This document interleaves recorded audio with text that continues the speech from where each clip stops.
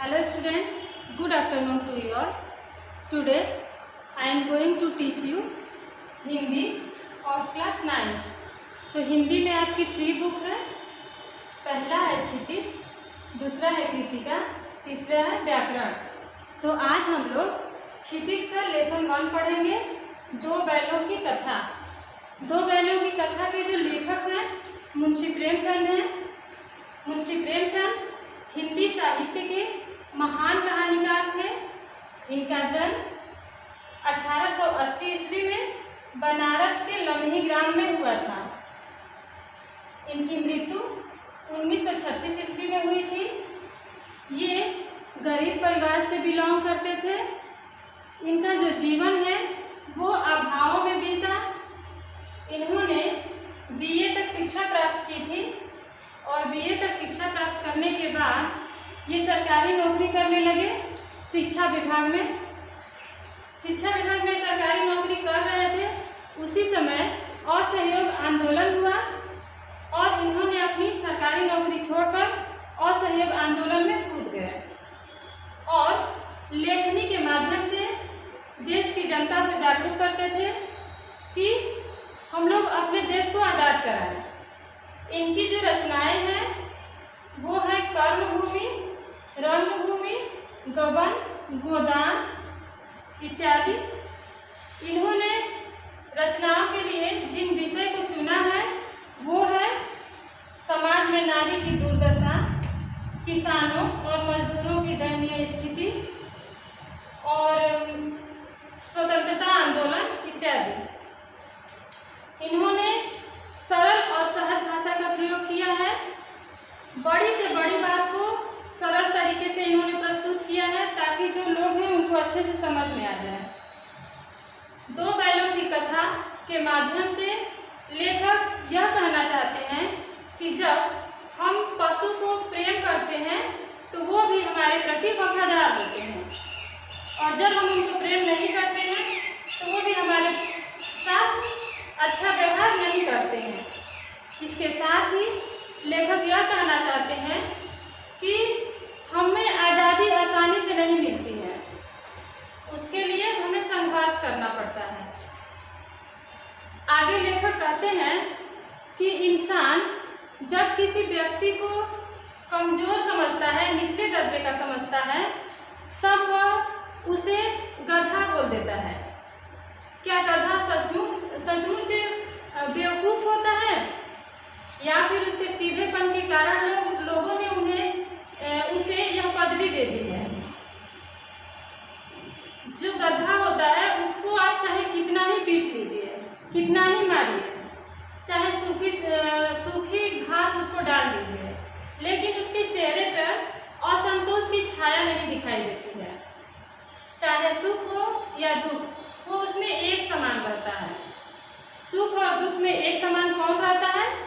ऋषि मुनि रहते हैं।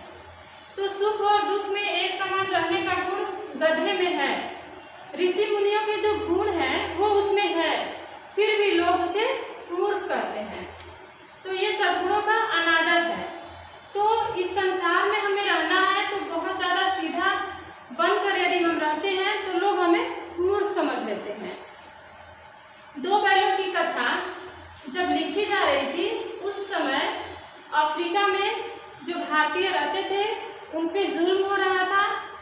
जो भारतीय वहाँ रहते थे वो दिन भर अपना काम करते थे, कमाते थे, खाते थे, अपना जीवन जो है यापन करते थे और 2 पैसे अपने भविष्य के लिए भी बचाते थे, किसी से झगड़ा नहीं करते थे। लेकिन फिर भी जो अफ्रीका वाले लोग थे रंग के आधार पर इन पे भेद करते थे, जो कि उचित नहीं था।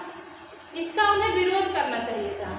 तो जब ये कथा लिख रहे थे 2 बैलों की कथा के माध्यम से लेखक उनको भी कहना चाहते थे कि हमको अपनी आज़ादी के लिए संघर्ष करना चाहिए, लड़ना चाहिए। आज़ादी ऐसे ही नहीं मिलती है, उसके लिए हमको त्याग और बलिदान भी देना पड़ता है। और जब ये 2 बैलों की कथा लिखी जा रही थी उसी समय हमारा जो देश था वह गुलाम था।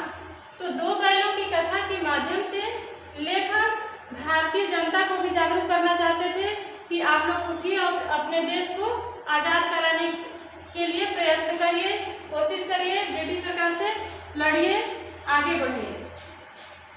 तो दो बैलों की कथा के माध्यम से हम जानते हैं कि जब वो बैल होकर अब कैसे मतलब और पशुओं को स्वतंत्र कराते हैं, तो हमें भी उनसे कुछ सीखना चाहिए। तो दो बैलों की कथा भी एक तरह से मतलब स्वतंत्रता के लिए लोगों को प्रेरित करने के लिए कथा है। आइए हम दो बैलों की कथा के माध्यम से जानते हैं कि हम दो बैल को भी आदमी जैसे मूर्ख समझता है।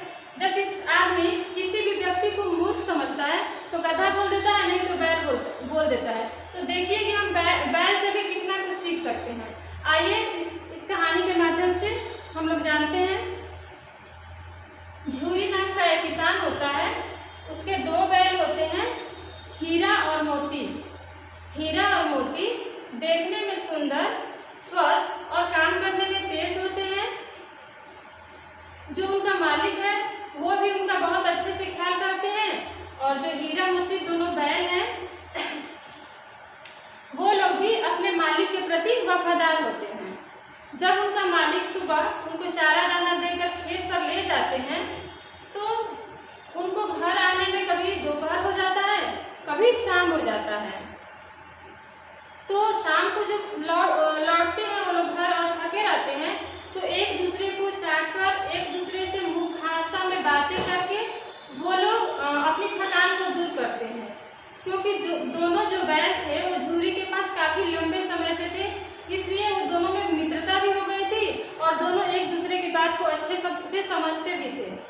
जब उनको खेत पे ले जाया जाता था जोतने के लिए, तो हर एक की कोशिश यह होती थी कि ज़्यादा से ज़्यादा भार उनके ऊपर हो और वो अपने दोस्त को, अपने मित्र को रिलीफ दे सकें।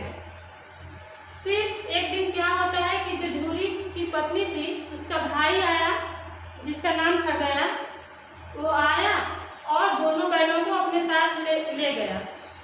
जब बैल रास्ते में जा रहे थे तो उन्होंने गया को बहुत परेशान किया और आपस में मुख भाषा में वो लोग बात भी कर रहे थे कि जो हमारे मालिक हैं वो हमको क्यों बेच दिए।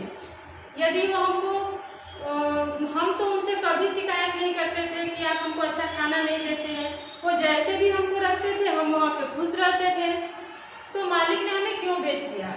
फिर वो गया के साथ उनके घर पहुँचते हैं। गया उनसे बहुत क्रोधित होता है क्योंकि वो लोग उनको रास्ते में बहुत परेशान करते हैं।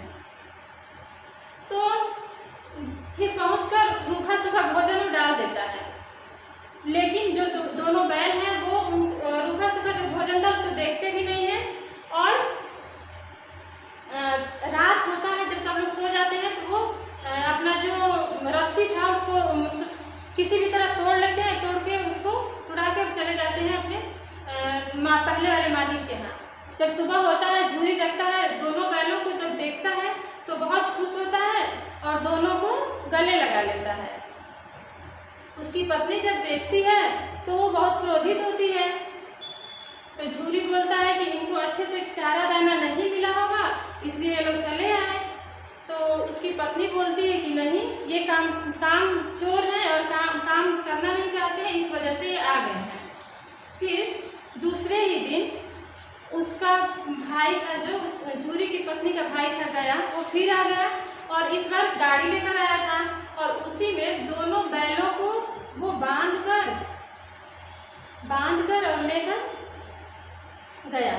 तो रास्ते में जो मोती है वो बोलता है कि चलो, हम लोग मुख भाषा में बात करता है कि हम लोग गाड़ी को पलट देते हैं। तो हीरा समझदार था, वो बोला कि नहीं, यदि हम लोग गाड़ी को पलट देंगे तो क्या होगा, वो हमको भी चोट आ सकती है। फिर वो लोग घर चले गए। जब घर पहुँचे तो झूरी रोज उनसे काम लेता और शाम को रूखा सूखा भोजन, चारा उन लोगों को डाल देता। लेकिन जो गया था वो रूखा सूखा भोजन उन लोगों को डाल देता। लेकिन गया के घर में एक छोटी सी बच्ची थी उसकी, जिसकी माँ नहीं थी, मतलब सौतेली माँ थी उसकी। और वो सौतेली माँ जो थी वो छोटी बच्ची के साथ अच्छा व्यवहार नहीं करती थी। छोटी बच्ची जब देखती थी कि बैलों के साथ भी अच्छा व्यवहार नहीं हो रहा था तो उसको दया आ जाती और जब सब लोग सो रहते तो रात को एक एक रोटी लेकर आती और दोनों बैलों को खिला देती। उस दो रोटी से बैलों का एक एक रोटी से बैलों का पेट तो नहीं भरता, मगर हाँ उनको अपार संतुष्टि मिलती कि हाँ कोई तो यहाँ है जो हमसे प्रेम करता है और हमारा ख्याल रखता है। तो बैल भी प्रेम के भूखे होते हैं। जो पशु जानवर होते हैं हम उनको प्रेम करते हैं तो वो भी हमारे से प्रेम करते हैं। तो मोती एक दिन बोलता है कि इस छोटी लड़की की जो माँ है उसको हम लोग मार देते हैं, लड़की को परेशान करती है। तो हीरा बोलता है कि नहीं, क्योंकि औरतों पे हम हाथ नहीं उठा सकते, तो इसलिए वो उसको नहीं मारते हैं। फिर वो बोलता है इसके पिता को भी मार देते हैं। तो वो बोलता है कि जो हीरा होता है वो बोलता है कि नहीं, उसके पिता को मार देंगे तो गया को मार देंगे तो जो लड़की अनाथ हो जाएगी, तो हम ये भी नहीं कर सकते। फिर वैसे ही वो लोग वहीं पर रहते थे, रूखा सूखा भोजन खाते थे और दिन भर काम करते थे, और लड़की रात में उनको एक एक रोटी देती थी। एक दिन लड़की रात को रोटी लेकर आती है, तभी दोनों जो बैल हैं अपनी रस्सी को तोड़ने की कोशिश कर रहे थे। तो लड़की उन दोनों की रस्सी खोल देती है और दोनों बैल वहाँ से भाग जाते हैं। अब दोनों बैल आज़ाद हो गए थे। थोड़ी देर बाद जब गया को पता चला कि दोनों बैल वहाँ नहीं हैं, तो वह उनके पीछे गया, लेकिन वह उन लोगों को पकड़ न सका। बैल जब आगे बढ़ते हैं तो उनको एक सांड मिल जाता है और उन पे वार करता है। तो क्योंकि ये बैल दो थे, तो जब हीरा पे वो वार करता तो मोती जो है पीछे से उस पर वार करता। इस तरह जो सांड था वो परेशान हो गया और वहाँ से भाग निकला। यदि बैल एक रहता तो उसको मार दिया होता। लेकिन यहाँ पे हमको पता चलता है कि एकता में शक्ति है। जब हम दो लोग एक साथ रहेंगे तो हम पे, यदि सामने वाला शक्तिशाली भी रहेगा तो वो हमसे हार जाएगा। तो बैलों से हमको ये भी सीख मिल रही है यहाँ पे। फिर वो लोग आगे जाते हैं तो जो मटर की खेत मिलती है हरी हरी, क्योंकि ये लोग काफ़ी दिनों से भूखे भी थे, पेट अच्छे से भर नहीं रहा था। तो ये उस खेत जब हरा हरा मटर देखे तो इनकी जो भूख थी वो और बढ़ गई। तब ये लोग खेत में मटर खाने लगे। अभी इनका पेट भरा ही नहीं था कि जो मालिक था खेत का वो आ गया। तो हीरा तो निकल लिया, लेकिन जो मोती था वो पकड़ लिया गया। और मोती को जब पकड़ लिया गया तो हीरा कैसे भाग सकता था अपने साथी को छोड़ के, तो वो भी रुक गया। इस तरह दोनों जो बैल थे उनको पकड़ के कांजी हाउस एक जगह है जहाँ पे और भी पशुओं को कैद करके रखा जाता था। तो कांजी हाउस में इन दोनों जो बैल हैं उनको भी बंदी बना दिया गया। जब वहाँ ये पहुँचे तो देखे कि वहाँ पे तो और भी बहुत सारे जानवर हैं। तो फिर आपस में मुख्य भाषा में ये लोग बात करते हैं कि हम लोग, जो दीवार थी वो मिट्टी की थी, तो कहें कि इसको अपने सींग से यदि हम लोग मार के गिरा देते हैं तो सारे जो जीव हैं यहाँ पे जानवर हैं वो आज़ाद हो जाएंगे। तो वो लोग सींग से मिट्टी को दीवार को गिराने लगे तो गिर गई।